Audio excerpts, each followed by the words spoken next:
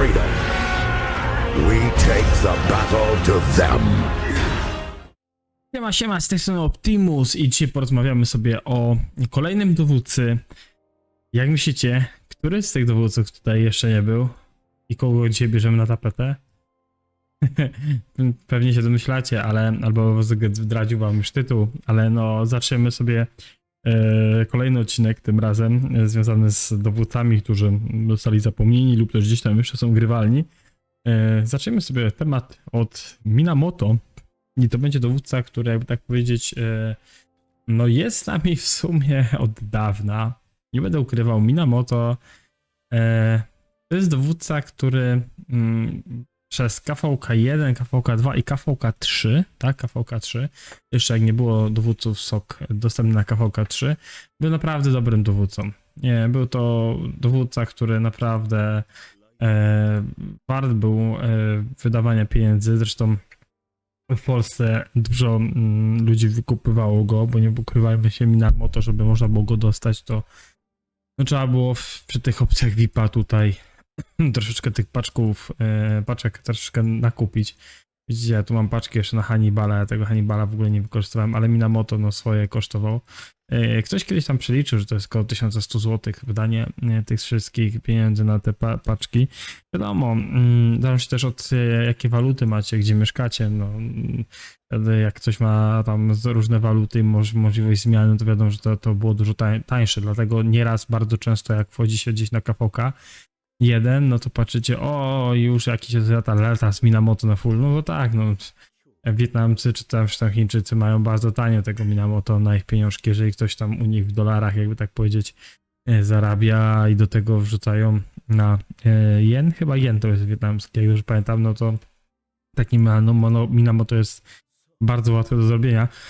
I on dalej na KVK1, KVK2 i KVK1, KVK2, na KVK3 trochę mniej, ale jest dalej grywalny. Nie będę ukrywał, Minamoto dalej ma ten swój, jakby tak powiedzieć, urok pod względem też tego debuffa, zwiększenia otrzymanego obrażeń 30% na dany target, to też daje dużo. Kwestia tutaj szybkości marszu i ataku to już jest taki mniejsza opcja. 1400 obrażeń i 70% szans na zadawanie celowi obrażeń wtórnych.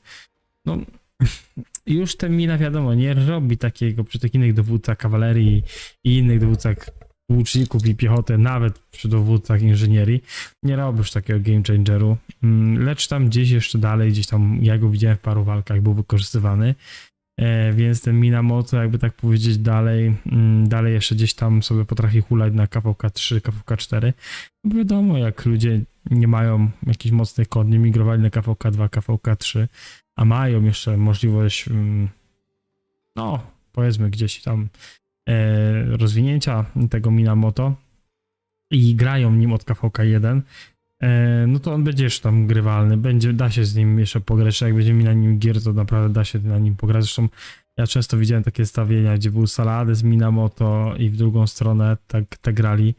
No, Saladin to jest kolejny wydatek pieniężny i to jest typowo single target.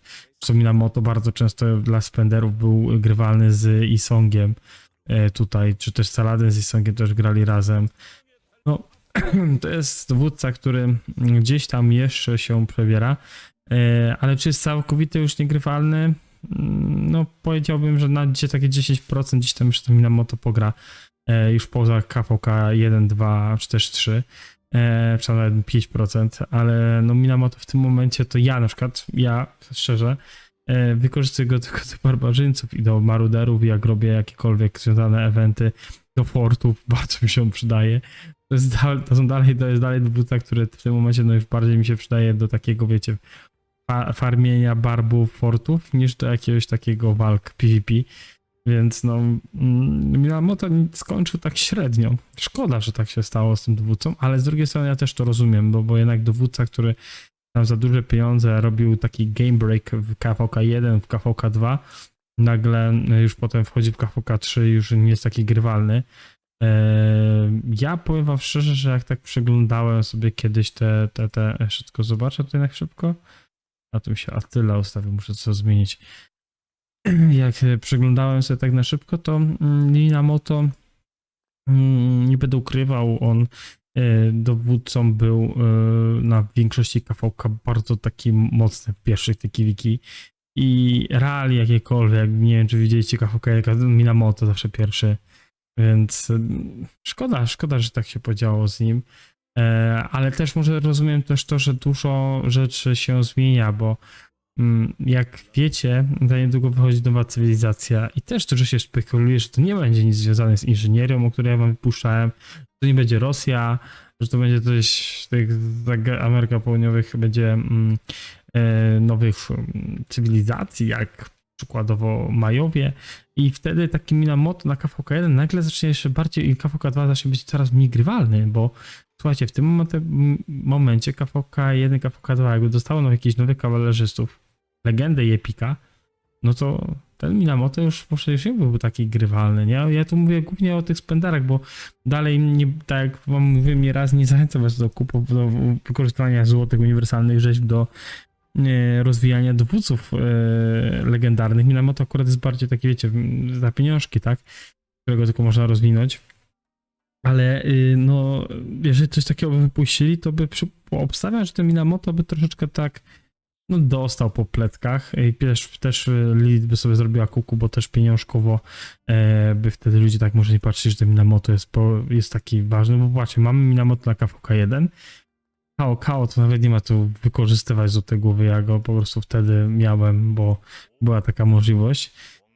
I inwestowałem, zresztą też zrobiłem dużo błędów związanych z kontem. Zresztą wtedy KVK3 nie było tak, że mieliście możliwość nie było tak, że miałeś, jak ja to robiłem, nie, że macie jakby to powiedzieć KVK3, dopiero KVK4 mieliśmy do dowódców soku, więc ja tam troszkę bardziej inaczej grałem, poza tym miałem inne zadania, wtedy inaczej się grało taktycznie, też te kiwiki,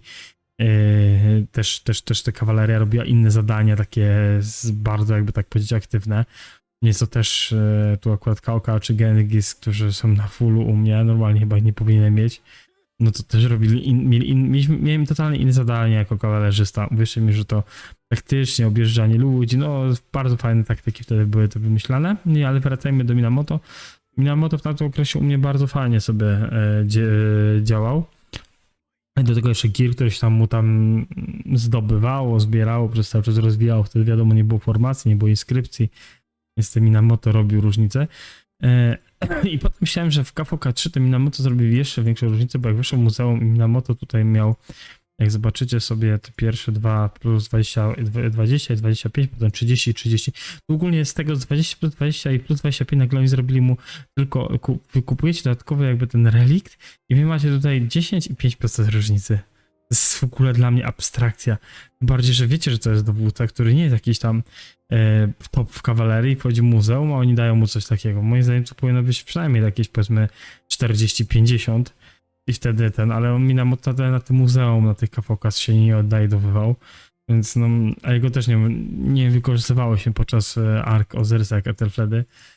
No i ten Minamoto no, w pewnym momencie, tak jak mówię, no, trafił do szufladki, gdzie zbijamy barbarzyńców i ten Minamoto w tym momencie do niczego innego się nie nadaje. No, czasem można mówić, bo jego ten debuff jest zajebisty, debuff czasem można to wykorzystać i tak dalej. No tutaj macie ten debuff, te 30% obrażeń, no to na 3 sekundy robi czasem różnicę, nie będę mówił, że nie, no bo robi, no. Więc jakby tak powiedzieć, no ta umiejętność gdzieś tam dalej jest grywalna i dalej ludzie się gdzieś tam chcą ją wykorzystywać, ale ja bym już tak bardzo nie szedł. Gdzieś tam widziałem jeszcze Minamoto w jakichś duelach, ale wiadomo jak to wszedł w Huo, potem Belli, no to te duele już 1 na 1 też wyglądają totalnie inaczej niż tam myślicie o tym, że Minamoto wrzucić, prawda? No tak to wygląda w ostatnim okresie. Szkoda, że Mina się nie da po prostu tymi dowódcami, tak jak macie tutaj. Nie da się z nimi tak aktywnie grać, wiecie, na Kiwikinie, na tych sokowych już Kiwiki. Szkoda, bo ja uważam, że ci tutaj paru dowódców jeszcze tam niby gdzieś tam jeszcze są tam pogrywalni, jeszcze go wykorzystują, ale większość to już jest takie, wiecie, napychanie by było.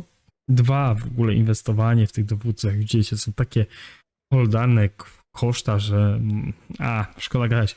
Lidia jak zawsze znajdzie wytłumaczenie na to, więc nie ma co mówić, no ale można powiedzieć, że naszym gościem był dzisiaj Minamoto. dowódca, który robi popuch na KVK1, KVK2, KVK3 już troszeczkę mniej, ale no, ja dalej uważam, że to było przyjemnie się grało tym dowódcą i też dawał popalić, bo nie będę ukrywał, że jak grałem na Azjatów, to ten Minamoto mi tyle krwi napsuł, że to jest... No szkoda, że tak Mina się potoczyło. Mina raczej z biegiem czasu tam już nie wskoczy na jakiś tam wyższy poziom. W ogóle mi się zdaje, że to muzeum ostatnie tam zostało niby zreaktywowane, niby będzie coś fajne, ale w tym momencie to mi się zdaje, że to chyba z reaktywacji dostają głównie dowódcy, dla tych, którzy gdzieś tam jeszcze na sokowych KVK, gdzie mamy artefakt, gdzie można jeszcze gdzieś tam wykorzystać i mieć lepsze propsy, są brani pod uwagę, a już tacy dowódcy bardziej do open field z tych muzeum już tak jakoś troszeczkę mniej, może poza Aleksandrem, ale reszta to już tak no, dogorywa. No i Minamoto też pomału mi się zdaje, że swój czas też będzie miał ku końcowi, bo jeżeli pojawi się jakaś tam kawaleria nowa,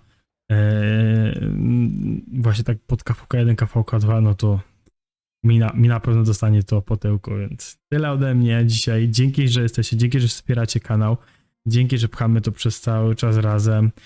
Z kim się będę widział 29, z tym się będę widział, będzie bardzo mi miło, że będę się z większości ludzi, którzy naprawdę się wcześniej zgłaszali, będziemy się widzieć, zbijemy piątkę, pogadamy trochę o grze.